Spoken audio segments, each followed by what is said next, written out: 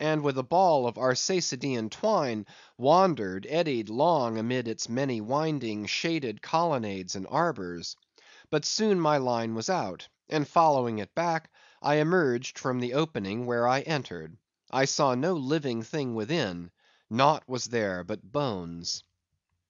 Cutting me a green measuring rod, I once more dived within the skeleton. From their arrow slit in the skull, the priests perceived me taking the altitude of the final rib. "How now?" they shouted. "Darest thou measure this our god? That's for us." "Aye, priests. Well, how long do ye make him, then?"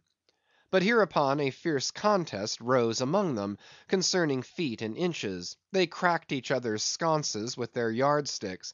The great skull echoed; and seizing that lucky chance, I quickly concluded my own admeasurements. These admeasurements I now propose to set before you. But first be it recorded that, in this matter, I am not free to utter any fancied measurement I please; because there are skeleton authorities you can refer to test my accuracy. There is a Leviathanic Museum, they tell me, in Hull, England, one of the whaling ports of that country, where they have some fine specimens of finbacks and other whales. Likewise I have heard that in the Museum of Manchester, in New Hampshire, they have what the proprietors call "the only perfect specimen of a Greenland or river whale in the United States." Moreover, at a place in Yorkshire, England, Burton Constable by name, a certain Sir Clifford Constable has in his possession the skeleton of a sperm whale, but of moderate size, by no means of the full grown magnitude of my friend King Tranquo's. In both cases the stranded whales to which these two skeletons belonged were originally claimed by their proprietors upon similar grounds; King Tranquo seizing his because he wanted it, and Sir Clifford because he was lord of the seigneuries in those parts. Sir Clifford's whale has been articulated throughout, so that like a great chest of drawers you can open and shut him in all his bony cavities, spread out his ribs like a gigantic fan, and swing all day upon his lower jaw.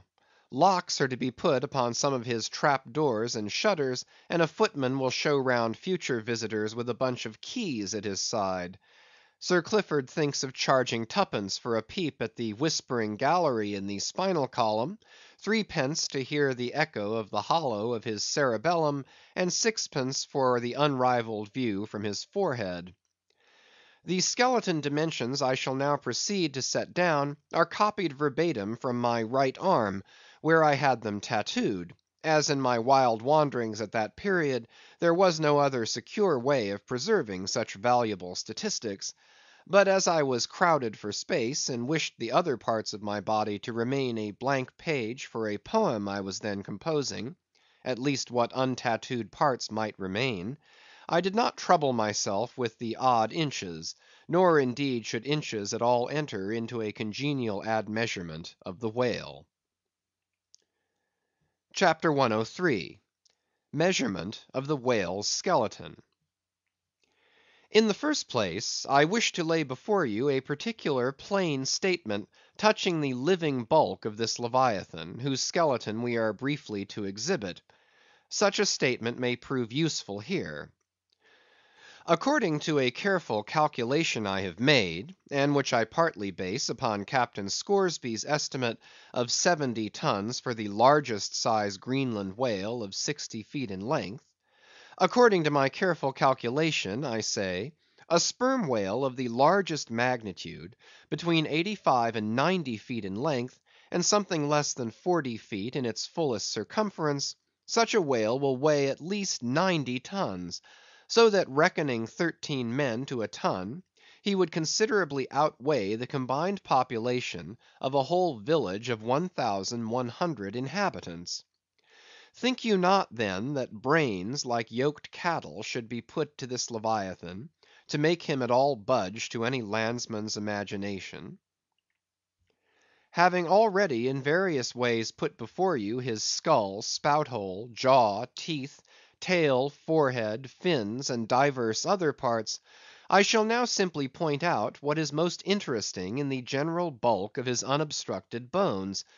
But as the colossal skull embraces so very large a proportion of the entire extent of the skeleton, as it is by far the most complicated part, and as nothing is to be repeated concerning it in this chapter, you must not fail to carry it in your mind, or under your arm, as we proceed, otherwise you will not gain a complete notion of the general structure we are about to view.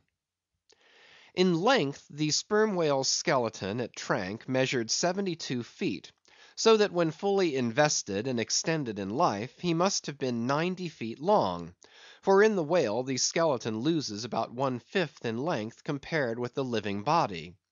Of this 72 feet, his skull and jaw comprised some 20 feet, leaving some 50 feet of plain backbone. Attached to this backbone, for something less than a third of its length, was the mighty circular basket of ribs which once enclosed his vitals.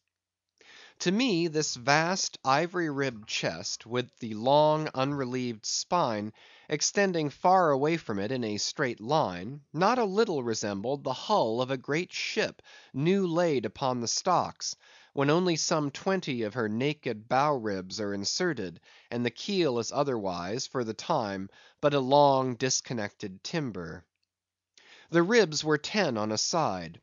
The first, to begin from the neck, was nearly 6 feet long; the second, third, and fourth were each successively longer, till you came to the climax of the fifth, or one of the middle ribs, which measured 8 feet and some inches.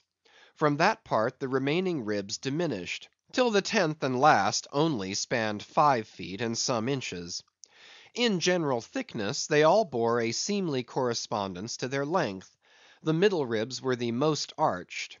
In some of the Arsacides they are used for beams, whereon to lay footpath bridges over small streams.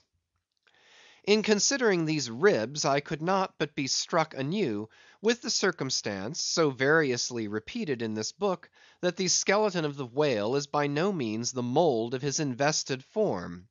The largest of the Trank ribs, one of the middle ones, occupied that part of the fish which, in life, is greatest in depth. Now the greatest depth of the invested body of this particular whale must have been at least 16 feet, whereas the corresponding rib measured but little more than 8 feet; so that this rib only conveyed half of the true notion of the living magnitude of that part.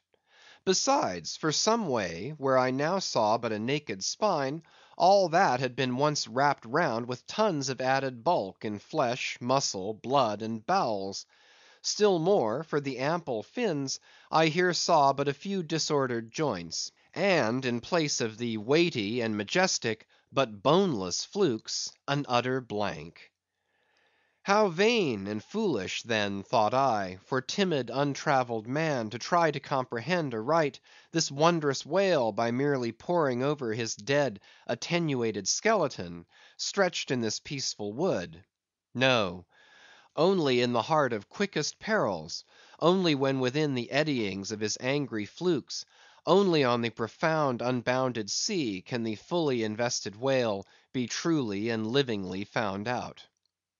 But the spine; for that, the best way we can consider it is, with a crane to pile its bones high up on end.